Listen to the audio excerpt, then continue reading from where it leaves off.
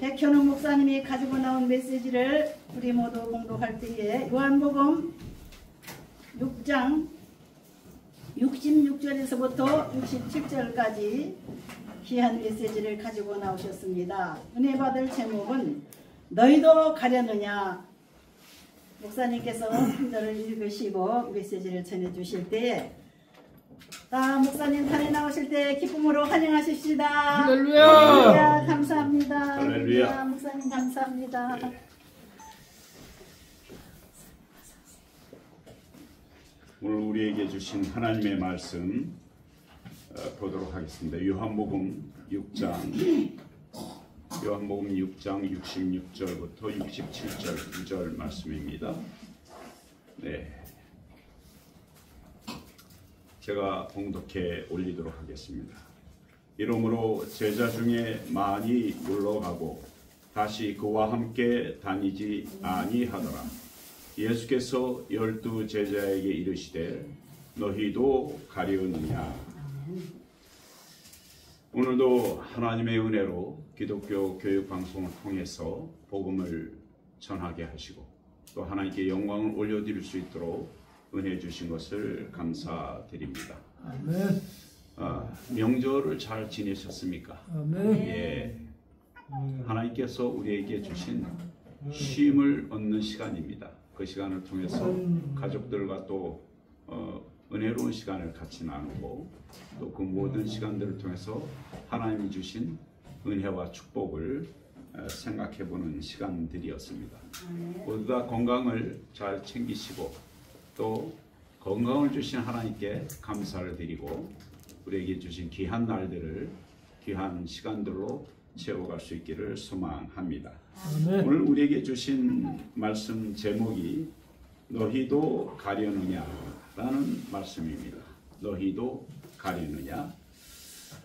예전에 우리 어렸을 적에 물이 참 귀했습니다. 물이 없어서 귀한 게 아니라 물을 쉽게 구할 수가 없어서 귀했습니다. 무슨 뜻이냐면 지금은 이제 수도 시설이 각 가정마다 정말 잘 돼 있어서 물을 공급받기가 굉장히 쉽지만은 예전에는 다 물을 길어서 먹었습니다. 그만큼 이제 물을 구하기가 쉽지 않았던 거죠. 그래서 그래도 집안에 건강한 사람이 있으면 건강한 사람이 있으면 물을 구하기가 쉬웠습니다. 그런데 물을 구하기가 어렵다. 물을 길러오기가 좀 어려운 가정에서는 물장수, 물을 길러다 주는 물장수를 통해서 물을 공급받았습니다. 아마 저를 기준으로 저보다 연세가 많으신 분들은 물장수 기억을 할 겁니다.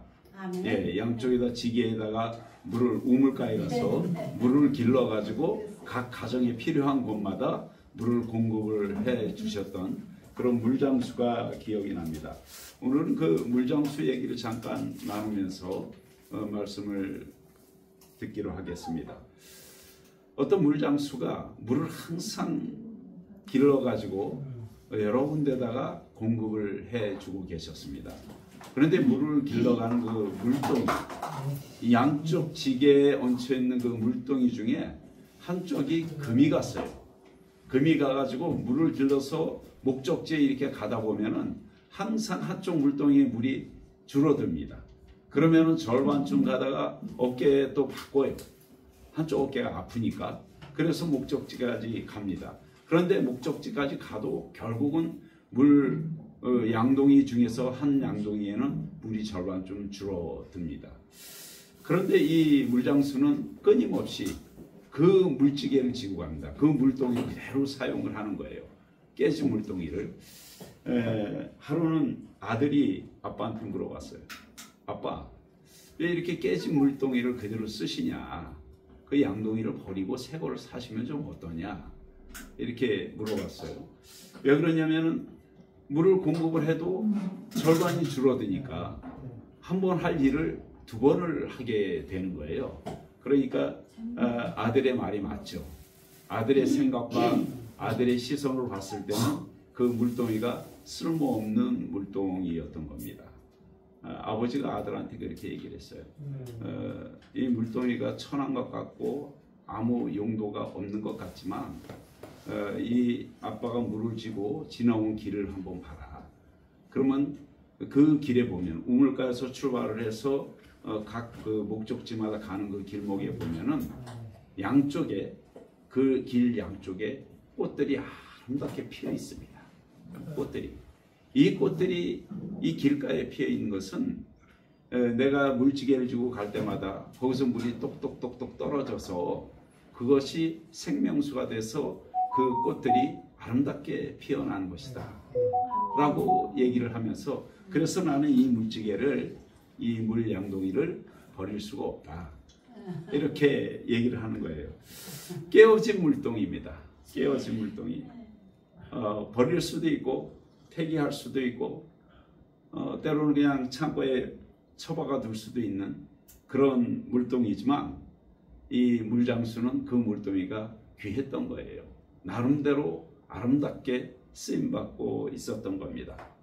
이렇듯이 깨어진 물동이를 바라보는 그 물장수의 시선을 가지고 오늘 이 세상에 살아가는 모든 그리스도인들을 포함한 모든 인생들에게 깨어진 인생들을 바라보시는 하나님의 시선을 가지고 오늘 우리 이 말씀을 들여다볼 수 있으면 좋겠습니다. 오늘 말씀 요한복음 6장입니다. 요한복음 6장은 우리가 흔히 잘 알고 있는 정말로 아름다운 기적 같은 이야기가 기록되어 있습니다. 요한복음 6장에는 오병이어 이야기가 기록되어 있습니다. 오병이어는 우리 흔히 생각하는 육신의 양식과 관련되어 있는 이야기입니다. 그런데 사실 이 요한복음 전체를 보면은 오병이어는 일부분입니다. 일부분이고 사실은 이 요한복음 전체를 보면 특히 22절부터 65절의 말씀을 보면 생명의 떡 얘기가 나옵니다. 생명의 떡, 영생과 또 영혼의 양식, 영생과 직결된 그 영혼의 양식에 대한 이야기가 담겨 있습니다. 26절 말씀에 보면 너희가 나를 찾는 것은 표적을 본 까닭이 아니요 떡을 먹고 배부른 까닭이로다 라는 말씀이 기록되어 있습니다. 이어서 27절에 보면 썩는 양식을 위하여 일하지 말고 영생하도록 있는 양식을 위하여 일하라 라는 말씀이 있습니다. 이 말씀을 뒤로 해서 28절부터 65절까지의 말씀을 보면 예수님께서 군중들과 대화를 나누시는 모습이 기록되어 있습니다. 이 내용 중에서 하나님의 일에 대한 내용이 있습니다. 하나님의 일. 하나님의 일은 무엇일까요? 성경에 보니까 하나님 일은 하나님이 보내신 자를 믿는 것이라고 말씀하고 계십니다. 사람들은 그때 예수님을 만나서 떡을 구했습니다. 그러면서 이렇게 얘기합니다. 조상들은 광야에서 만나를 먹었다. 그러니 예수님 당신도 우리에게 떡을 먹여달라 라는 얘기를 했어요. 그 말씀이 하늘에서 내린 떡 얘기입니다. 그런데 예수님께서는 이렇게 말씀하시죠. 하늘에서 내린 떡은 모세가 아니라 아버지 하나님께서 주신 참 떡을 얘기하는 것이다. 이 떡이 바로 생명의 떡이다 라는 얘기입니다. 사람들은 예수님이 이렇게 말했음에도 불구하고 그 말의 뜻을 잘 몰랐어요. 그 말씀의 의미를 잘 몰랐어요. 그래서 그 떡을 우리에게도 주라 라고 얘기를 하는 거예요. 그러니까 예수님께서 35절에 내가 곧 생명의 떡이다 이렇게 말씀하십니다. 그러면서 이어서 내게로 오는 자는 줄이지 않고 나를 믿는 자는 영원히 목마르지 않는다 라고 말씀하십니다. 그러나 너희는 나를 보고도 믿지 않을 것이다 라는 말씀이죠. 내가 하늘에서 온 것은 내 뜻이 아니라 나를 보내신 자 누구십니까? 아버지의 뜻을 행하려는 것이다 라는 얘기입니다. 나를 보내신 자의 뜻, 즉 아버지의 뜻이 무엇이냐? 나에게 주신 자를 잃어버리지 아니하고 마지막 날에 그를 살리는 것. 이것이 아버지의 뜻입니다. 다시 말하자면, 더 정확하게 말씀드리자면, 아들을 보고 믿는 자는 영생을 얻게 되고 마지막 날에 살게 된다 라는 얘기입니다. 예수님이 이 생명의 떡, 생명의 양식, 생명을 얘기하고 있는데 사람들은 생명의 떡을 바라보지 않는 것이죠. 예수님께서 이 말씀을 하셨지만 사람들은 예수님에 대해서 믿지 않았어요. 그 예수님에 대해서 의심했습니다. 예수님의 고향, 예수님의 부모, 예수님의 어린 시절, 예수님이 살아왔던 모든 삶에 대해서 그 고향에 있던 모든 사람들은 다 알고 있었던 것이에요. 그러니까 예수님이 믿어지지 않는 거예요. 예수님이 생명의 말씀을 하고 계시지만은 그 생명의 말씀이 가슴에 오지 않는 거예요. 예수님의 옛 모습, 살아온 고향, 부모, 이것들을 다 알고 나니까, 알고 있는 사람들은 예수님의 말씀이 생명의 말씀으로 들려오지를 않는 겁니다. 예수님이 내가 하늘에서 내려왔다, 내가 생명의 떡이다, 이렇게 말씀하셔도 믿지 않는 거예요. 그들끼리 수근수근거립니다. 그들 사이에서 그들끼리 논쟁이 벌어지는 거예요. 그러니까 예수님이 변론을 하십니다. 그들이 수군거림과 그들이 웅성거림과 그들끼리 논쟁하는 그것을 바라보고 예수님께서 변론을 하셔요. 뭐라고 변론하시냐? 아버지가 이끌지 않으면, 아버지가 인도하지 않으면 아무도 아버지께 올 자가 없다 라는 말씀입니다. 무슨 얘기예요? 아무리 얘기를 해도 귀가 막히고 마음이 다치고 영의 눈이 가려진 사람들은 모른다는 얘기예요. 아버지의 인도하심이 없으면 알아듣지도 못한다는 이야기입니다. 그래서 아버지께 듣고 배운 자가 내게 오고 하나님께서 온 자만이 아버지를 보게 된다 라는 말씀이에요. 그 유대인들 사이에서 다툼이 일어납니다. 결론이 이겁니다. 이 사람이 예수님을 말하는 거예요. 이 사람이 능히 제 살을 우리에게 주어서 먹게 하겠느냐. 만약에 우리가 그 시대를 살았으면 아마 저도 잘 믿지 못했을 것 같아요. 제가 그 시대에 존재했다면. 오늘날은 우리가 말씀을 듣고 그 지난 역사를 다 들여다볼 수가 있고 또 예수님께서 주신 말씀을 우리가 영접하고 하기 때문에 알아듣겠지만 아마 그때 제가 그 시절에 살았다고 하면 동일하게 저도 이해하지 못하지 않았을까라는 생각을 듭니다. 요한복음 6장 본문 말씀이 들어있는 6장 47절에서 51절에 이렇게 말씀하고 계십니다. 진실로 진실로 너희에게 이르노니 믿는 자는 영생을 가졌나니 내가 곧 생명의 떡이로라.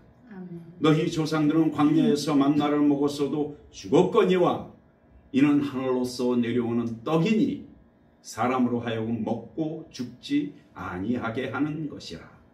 나는 하늘로서 내려온 산떡이니 사람이 이 떡을 먹으면 영생하리라. 나의 줄 떡은 곧 세상의 생명을 위한 내 살이로라 말씀하고 계십니다.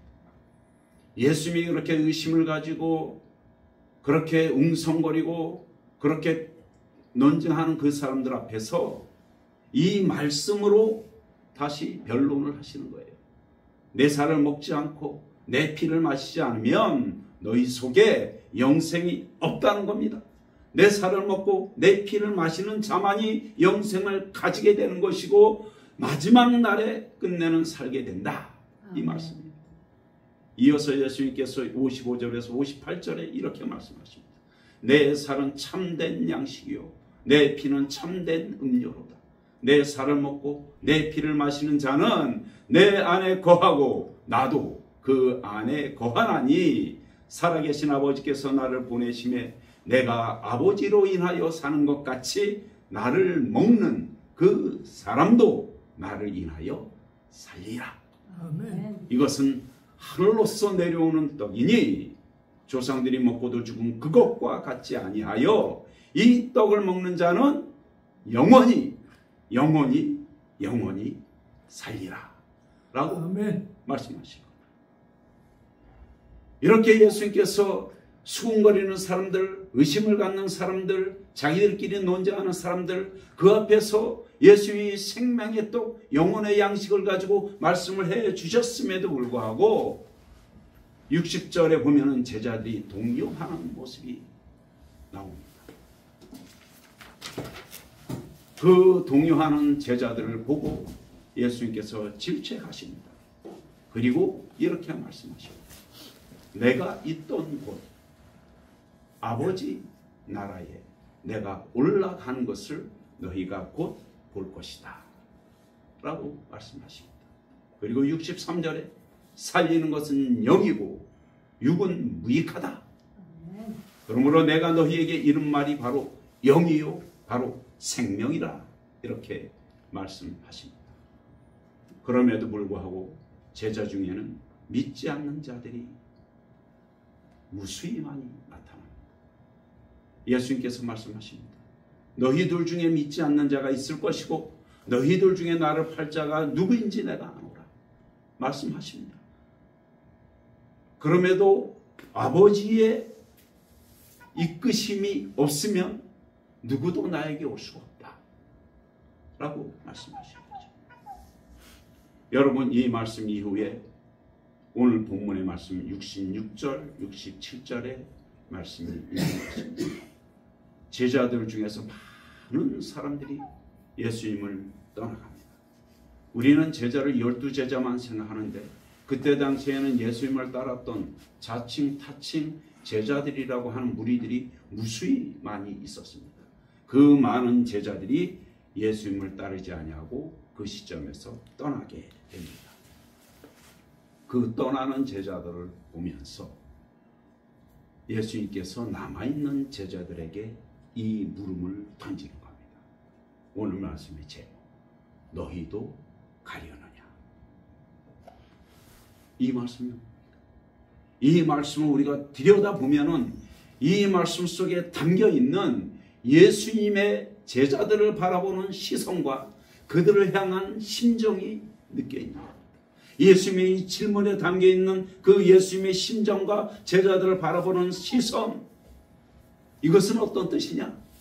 사실은 너희도 가려느냐라고 물어보시지만은, 그 제자들에게 물어보시지만은 실제적으로는 가지 말아라, 떠나지 말아라, 가지 말아달라는 그 안타까운 마음, 그 마음이 그 물음 속에 담겨 있는 겁니다. 아멘. 그러면서도 갈 테면 가라, 어차피 떠날 자는 떠나라. 헤어짐과 이별과 그런 것들에 대한 아픔도 있는 겁니다. 70절에 보면 예수님께서 내가 너희들을 택했다. 그러나 그 중에 한 사람은 마귀다. 그럼에도 택했다는 거예요. 알면서도 택했다는 거예요. 왜 그랬을까요? 하나님의 권한이니까. 그렇기 때문에 예수님은 택한 제자들과 함께 이런 삶을 살기를 원하셨던 거예요. 제자들과 동행하면서 희노애락을, 예수님의 그 공생의 사역에 중요한 시점이었죠. 예수님의 이 사건이 있는 이 시점, 오병이어의 기적, 영생의 떡, 생명의 떡, 이 말씀을 하시는 그 시점이 예수님의 공생의 사역에 있어서 아주 절정으로 향하고 있던 시점이었다는 것. 그런데 그 시점에 정말로 할 일이 많고, 정말로 해야 할 일이 많고, 정말로 거룩한 길을 걸어가야 되는 그 시점에 제자들이 흔들리고 떠나갔다는 거예요. 그러니 예수님의 심정이 어떻겠습니까? 그 마음의 아픔이 어떻겠습니까?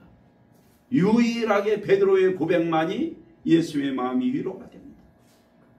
주여, 영생의 말씀이 여기 계심에 우리가 네게로 가오리까.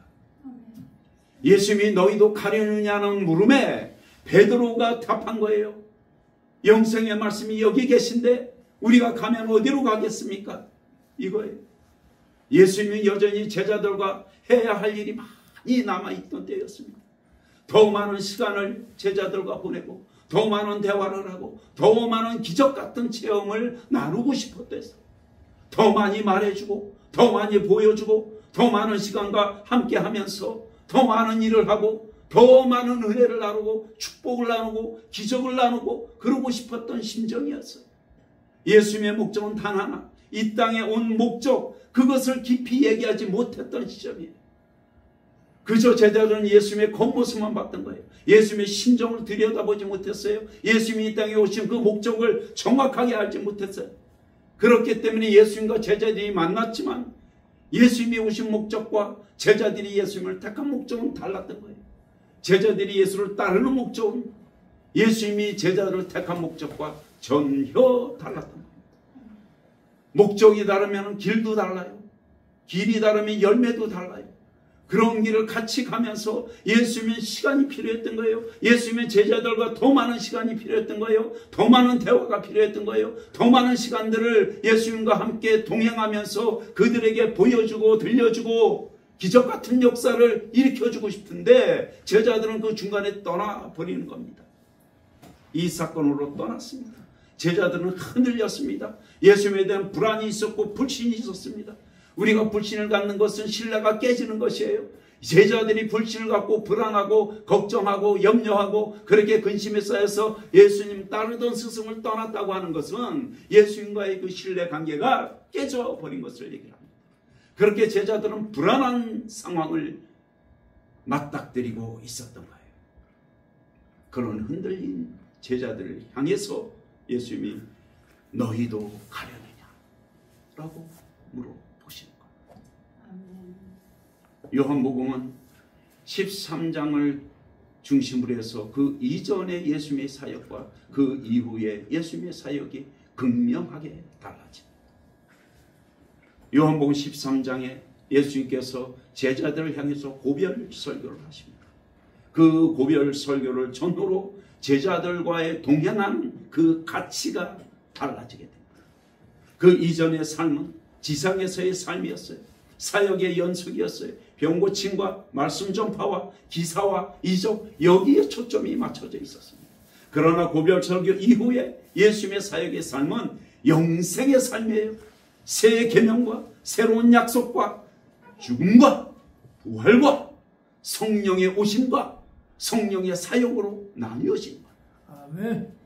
그러므로 변화가 일어납니다. 예수님의 사역은 달라졌던 거예요.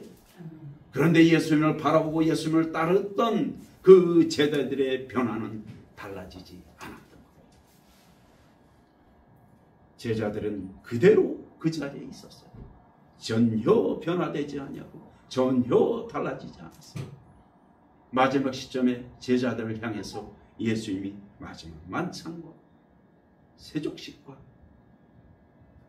겟세마네 동산으로 올라가는 그 길목에서 예수님이 아버지께 간구합니다. 나는 아버지께로 가나. 아시는 거예요. 겟세마네를 통해서 예수님이 가야 할 곳이 어딘지, 예수님이 걸어가야 할 길이 무엇인지를 예수님 본인은 알고 계셨던 거예요. 그렇기 때문에 그 겟세마네 동산으로 올라가는 그 길목에서 마지막 만찬을 하고 세족식을 마치고 제자들을 이 땅에 남겨두는 그 심정을 가지고 다시 한번 아버지께 간구합니다. 나는 아버지께로 가나. 나를 따랐던 제자들은 여전히 이 세상에 남아있으니 이들을 위하여서 성령을 보내주세요. 저는 이 말씀을 읽을 때마다, 요한복음 16장 17절 읽을 때마다 가슴이 미어집니다. 스승이셨던 예수님, 그 예수님의 제자들을 향한 심정이 속속들이 느껴지는 거예요. 그 마음이 어땠을까? 얼마나 안타까웠을까? 그 목자의 심정을 우리가 들여다 볼 수 있어야 하는 겁니다. 제자들의 삶은 이 시점부터 달라졌어요.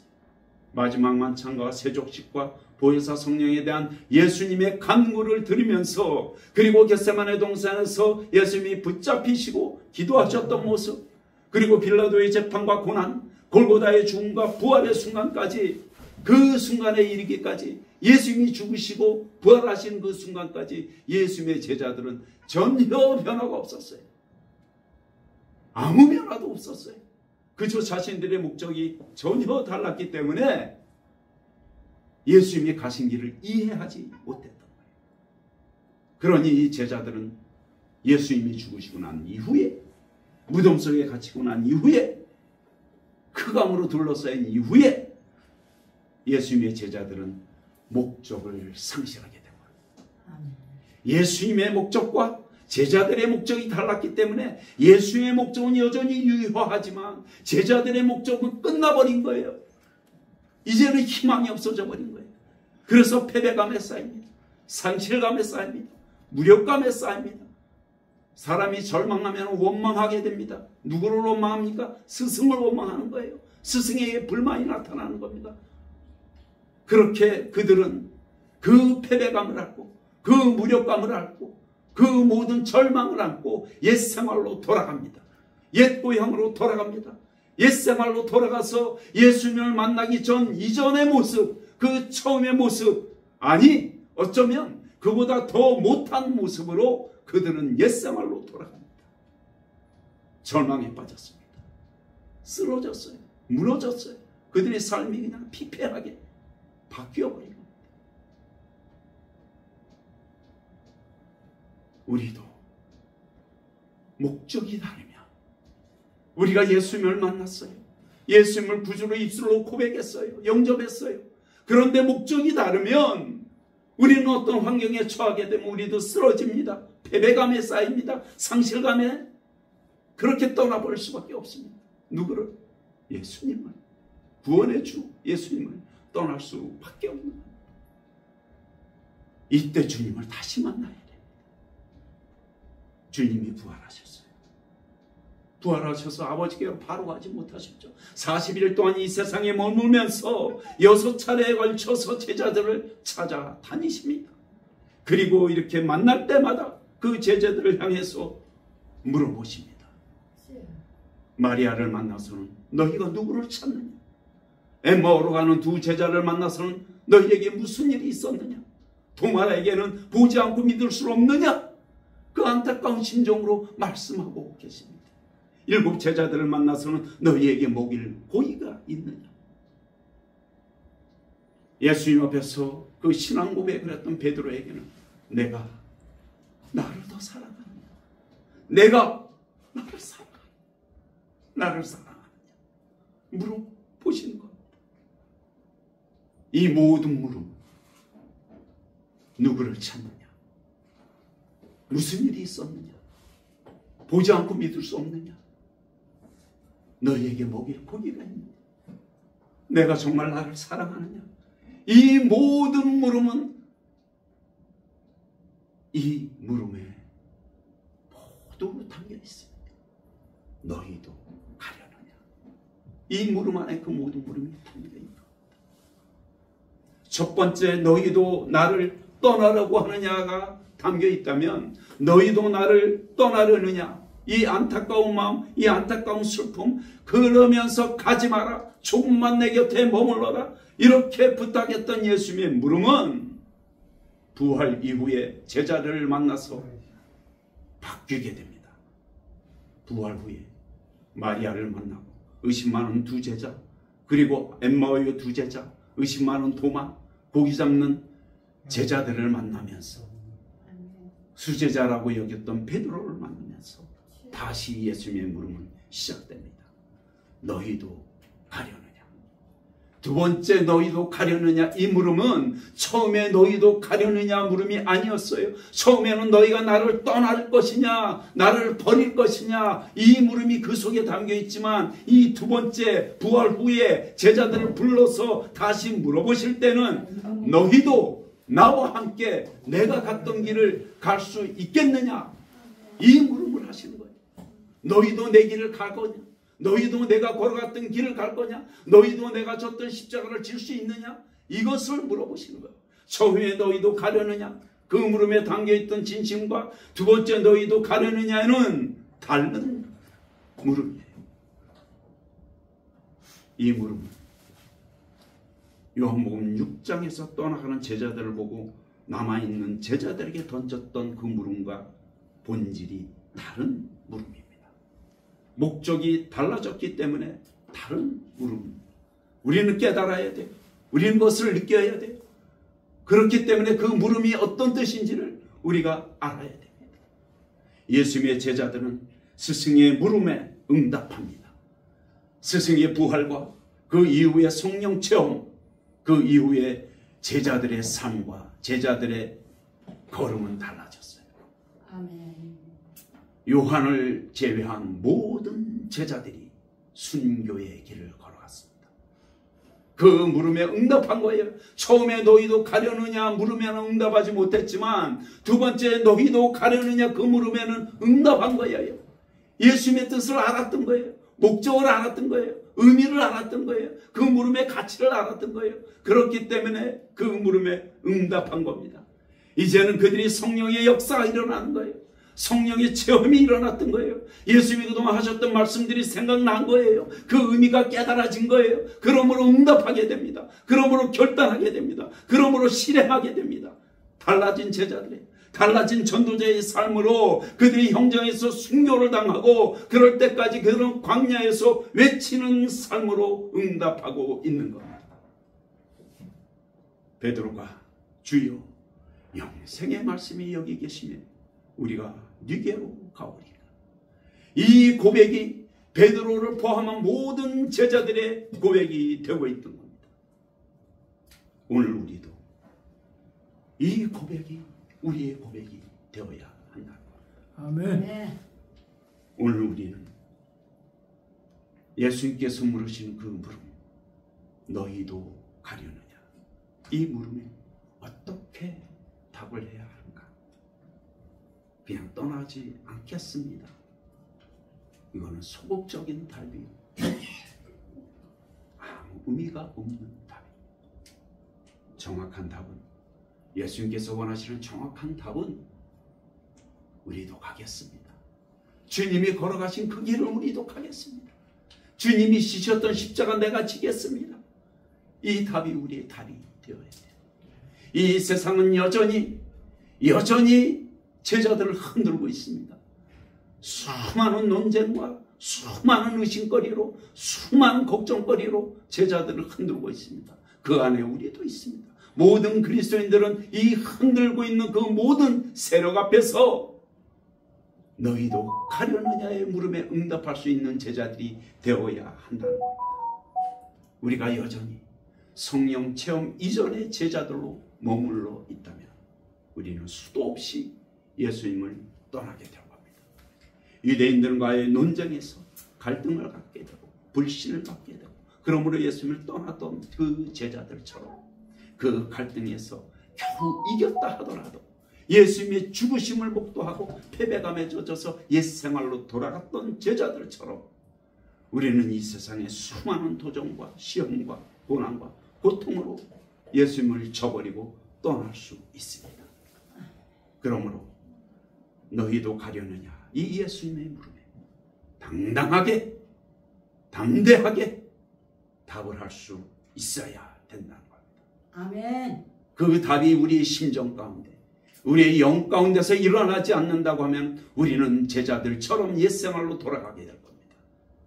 옛 시절로 돌아가게 될 겁니다. 그리고 더 무력감에 빠질 것이고 더 어지러운 삶을 살아갈 수밖에 없습니다.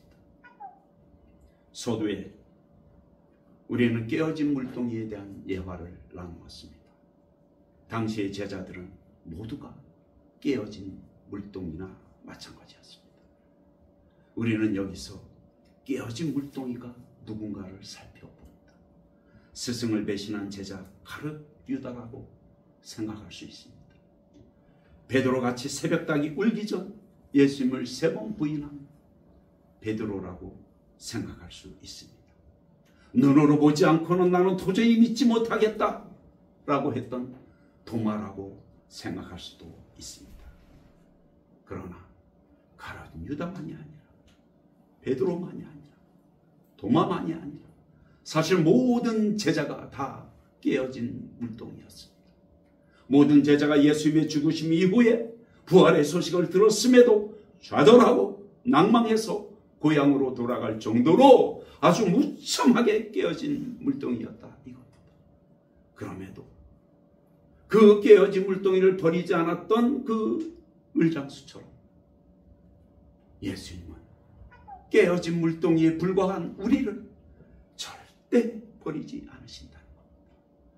우리는 나를 버려주세요. 나는 쓸모없는 존재입니다. 이렇게 말할 염치도 없는 존재들입니다.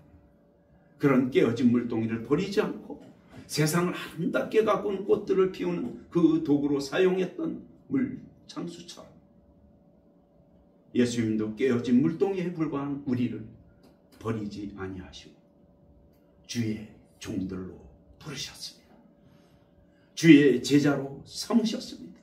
우리는 여전히 부족하고 우리는 여전히 연약하지만 예수님께서는 우리를 고치고 다듬으셔서 자신이 가신 길을 함께 가자고 말씀하고 계십니다. 누가 베드로고 누가 도마고 누가 가룟 유다일까요? 예수님 앞에서는 같은 제자들입니다. 하나님 앞에서는 같은 백성들입니다. 중요한 것은 우리가 그 잘못을 깨닫고도 스스로가 죽었던 그 가룟 유다가 아니라 깨닫고 회개하고 다시 나와 주님 앞에서 자신의 십자가를 지고 죽음을 무릅쓰고 생명을 살리기 위해서 사명을 감당하는 베드로의 삶을 살아야 된다는 겁니다. 아멘. 깨어진 물동이가 꽃을 피워 세상을 아름답고 향기롭게 하듯이 우리 또한 각자가 조금씩은 깨어져 있는 물동이들입니다. 그럼에도 우리는 빛 대신 예수, 그 예수의 증인들입니다. 빛으로 어두운 세상을 밝히는 복음 전도자들이라 이겁니다. 그 사역을 위해서 예수님의 가신 길을 함께 걸어가야 할 이 시대의 동력자들입니다. 아멘. 세상에 꽃을 피우기 위해 깨어진 물동이를 지듯이 세상의 어둠을 몰아내고 죽음을 몰아내고 사망을 끊어내고 생명의 길로 영생의 길로 인도하신 그렇게 세상을 밝히신 그 십자가를 지신 예수님을 우리가 생각하면서 오늘 우리에게 주시는 물음, 오늘 우리에게 주시는 음은 너희도 가려느냐. 이 예수님의 물음에 부정이 아니라 긍정의 답을 하는 예수 그리스도의 제자, 하나님의 거룩한 백성들로 오늘 이 시대를 살아가야 합니다. 아멘. 성령의 체험 이후에 변화되어 순교의 삶을 살았던 제자들의 삶을 쫓아 그리스도의 참 제자들로 설 수 있기를 소망합니다. 아멘. 오늘 우리에게 허락하신 남은 날들이 있습니다. 그 남은 날들은 하나님께서 우리에게 정말로 귀하게 허락하신 날들입니다. 그 시간들을, 그 귀한 시간들을 주와 동행하며 주의 길을, 주의 십자가를 함께 짐으로써 이 세상 가운데서도 승리의 십자가를 지고 가는 하나님의 거룩한 백성들이 되어지기를 소망하고 축원합니다. 아멘. 기도합니다. 하나님, 어두운 세상입니다.